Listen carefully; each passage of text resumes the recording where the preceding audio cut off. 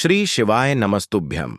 हर हर महादेव। दोस्तों, आप सबको पता है कि 23 जुलाई को है सावन की शिवरात्रि और इस दिन पूज्य गुरुजी पार्थिव शिवलिंग का पूजन करवाने वाले हैं। तो इस वीडियो में हम जानेंगे कि पार्थिव शिवलिंग का निर्माण हमें किस तरह से करना होगा, साथ ही पार्थिव शिवलिंग पूजन से कितनी देर पहले बनाना है और कौन सी मिट्टी से यह शिवलिंग आपको बनाना होगा। जानेंगे सब कुछ इस वीडियो। तो दोस्तों, सबसे पहले तो हम जानते हैं कि पार्थिव शिवलिंग का निर्माण किस तरह से करना है। तो देखिए दोस्तों, सबसे पहले तो आपको सामने मिट्टी दिख रही होगी। इस प्रकार से आपको भी मिट्टी लेनी है। अब आप सामने देख सकते हो, हमने यहां पर मिट्टी ली है। तो ये जो मिट्टी है, ये हमारे घर के गमले में थी, तो वहीं से हमने यह मिट्टी ली है। तो आपके घर में जो भी गमला है वहां से आप थोड़ी सी मिट्टी ले लेना। ठीक है। अब साथ में आपको थोड़ा सा जल भी ले लेना होगा और इसी जल में आपको गंगा जल भी मिला देना होगा। अब साथ में आपको एक प्लेट यानी कि थाली भी लेनी होगी, क्योंकि इसी थाली में हम जो पार्थिव शिवलिंग का निर्माण करेंगे वह इसी थाली में रखेंगे। और इसी प्लेट में हमने क्या रखा है, बेलपत्र को रखा है। तो देखिए, जब भी आप शिवलिंग निर्माण करेंगे उससे पहले ही आपको उस थाली में बेलपत्र भी रखना होता है और इसी बेलपत्र के ऊपर आपको पार्थिव शिवलिंग का निर्माण भी करना होगा। इसी के साथ जब भी आप मिट्टी को गीली करेंगे तो आपको इस मिट्टी में 1 से 2 काली मिर्च भी जरूर से डाल देनी है। अब देखिए, सबसे पहले तो हम इस मिट्टी को 3 भाग में बांटेंगे। ऐसा हम इसलिए करेंगे क्योंकि इसमें एक भाग जलाधारी रखने के लिए होगा, दूसरा भाग जलाधारी बनाने के लिए होगा और तीसरा भाग शिवपिंडी बनाने के लिए होगा। ठीक है। तो आप भी अपने अनुसार सबसे पहले मिट्टी के 3 भाग कर लीजिए। तो देखिए दोस्तों, सबसे पहले तो हम जो मिट्टी का पहला वाला भाग है इसे अच्छे से गोल करके और थोड़ा सा इसे पतला आकार देंगे। आपको अपनी उंगली में थोड़ा थोड़ा जल लेकर के इस मिट्टी पर लगाते रहना है, ताकि यह जो जलाधारी रखने वाला भाग है यह चिकना हो सके और इसमें किसी भी तरह से दरारें न पड़ सकें। तो आपको इस तरह से इसे गोल आकृति के रूप में बना देना है। ठीक है। अब इस गोल आकृति को सबसे पहले तो आपको जो आपने थाली में बेलपत्र रखा हुआ था, इसी बेलपत्र के ऊपर आपको कुछ इस तरह से ये गोल शेप बना करके रख देना है। तो इस तरह से आपको यह गोल आकृति थोड़ी छोटी बना करके बेलपत्र पर रखना है, क्योंकि इसी के ऊपर ही हमें जलाधारी भी बनानी होगी। तो अब हम बनाएंगे जलाधारी, जिसमें माता का हस्त कमल होता है, जिसे हम जलाधारी बोलते हैं, जिस पर माता अशोक सुंदरी का स्थान भी होगा। तो इस तरीके से हम बनाना शुरू करते हैं। क्या करेंगे आप इस तरीके से?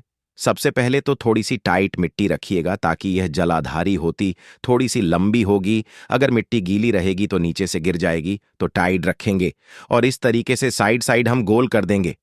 ठीक है, ताकि जिसे हम एक हस्त कमल का रूप दे सकें और हम जो शिवलिंग रखेंगे वह बीचों बीच आराम से रखा जाए, ताकि जिस पर कोई भी जल चढ़ाया जाए तो इधर उधर न जाए और उसी जलाधारी से होता हुआ नीचे गिर जाइए। ठीक है। इस तरीके से करके हल्का सा पानी वगैरह लगा के, जो पानी आप देख रहे हैं, तो इसी जल में हमने थोड़ा सा गंगा जल भी डाल रखा है। ठीक है। इस तरीके से करके हल्का सा चिकना कर देंगे। ठीक है। तो थोड़ा सा पानी लगा देंगे, ताकि जो हमारा नीचे का भाग है जो हमने बेलपत्र पर रखा हुआ है, इस पर हम आसानी से जलाधारी को रख रहे हैं, हस्तकमल को रख रहे हैं, ताकि यह चिपक जाएं बहुत ही आराम से। ठीक है। इस तरीके से आप कर दीजिएगा। अब बताता हूं कि आगे कैसे करना है। अभी जो जलाधारी हमने बनाई है और जो हमने इसमें माता का हस्तकमल बनाया, थोड़ा सा चिकना करने कोशिश करते हैं और इस भाग को भी हम बेलपत्र पर रख देते हैं। ठीक है। अब बनाते हैं शिवलिंग, यानी कि शिवपिंडी हमें कैसे बनाना है। तो हम सबसे पहले तो मिट्टी को पिंडी यानी कि शिवलिंग का रूप देने की कोशिश करते हैं। ठीक है। लेकिन गोल गोल बनाने के लिए ध्यान रखना है, बहुत बड़ा नहीं बनाना है, छोटा सा ही बनाना है कि जो पिंडी होनी चाहिए हमारे अंगूठे से बड़ा नहीं होना चाहिए। ठीक है। जो पूरे शिवलिंग का एक बार थोड़ा सा इसको और जो जलधारी हमने बनाई और चिकना कर लेते हैं, ताकि दिखने में और सुंदर लगे। और जो जितनी मिट्टी अलग अलग हम रख रहे हैं, तो उसके बाद जो यह मिट्टी आराम से एक दूसरे से चिपक जाए। ठीक है। यह चिपक जाएंगे तो हम बाद में अगर हम इस पर जल समर्पित करेंगे तो यह जल्दी टूटेगा नहीं, यानी कि गट्ठा सा हो जाएगा। ठीक है। ध्यान रखिएगा कि जब शिवलिंग बनकर रेडी हो जाए तो उसे धूप में मत रखना। हो सके तो इसे पंखे के नीचे रख दीजिए, क्योंकि शिवलिंग को कभी भी धूप में तपन में नहीं सुखाया जाता।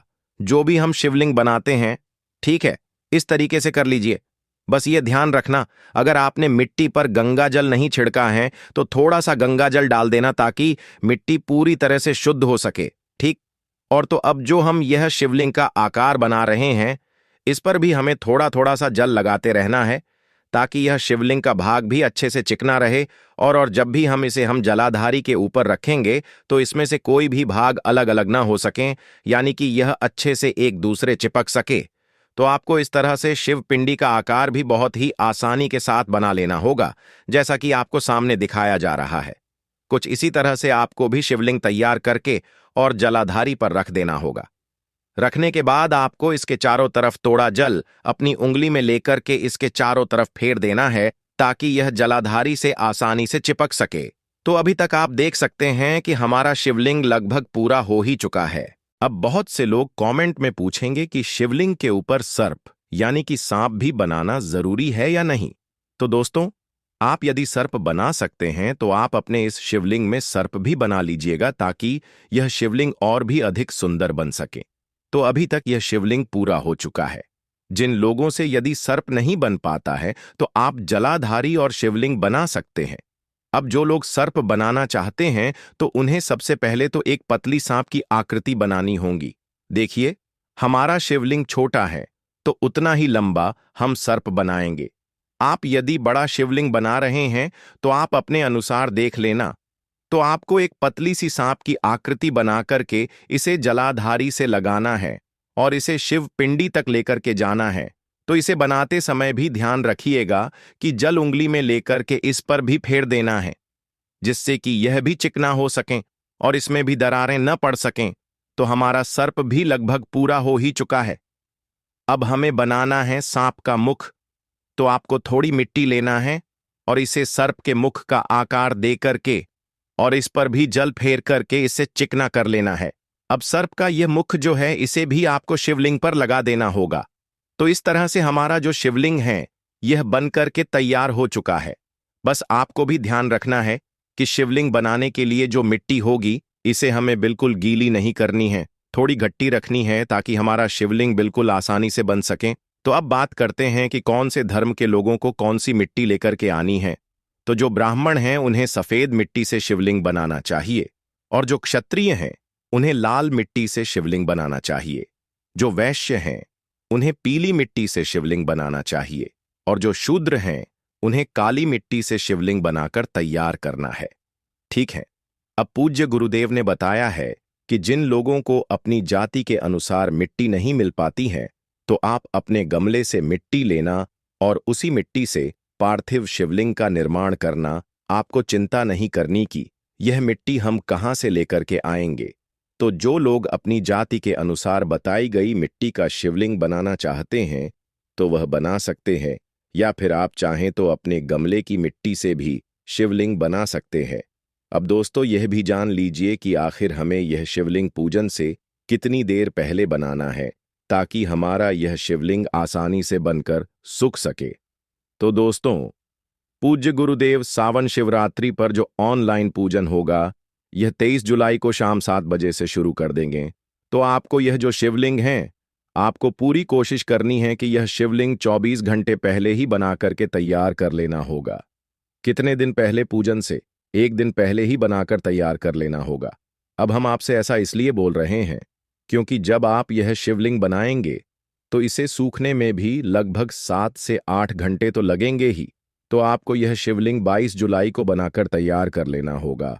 अब जो लोग इतने घंटे पहले यह शिवलिंग नहीं बना सकते हैं, तो आपको एक कार्य करना है कि गुरुजी यह पूजन 23 जुलाई की शाम 7 बजे से शुरू करने वाले हैं।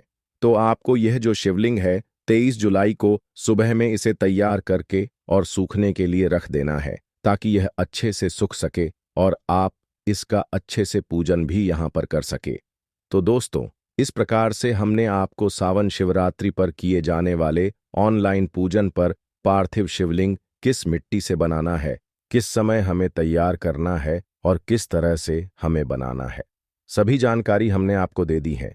यदि वीडियो से जुड़ी जानकारी अगर आपको पसंद आई तो वीडियो को लाइक करें, चैनल को सब्सक्राइब करें और कमेंट में हर हर महादेव जरूर लिखें।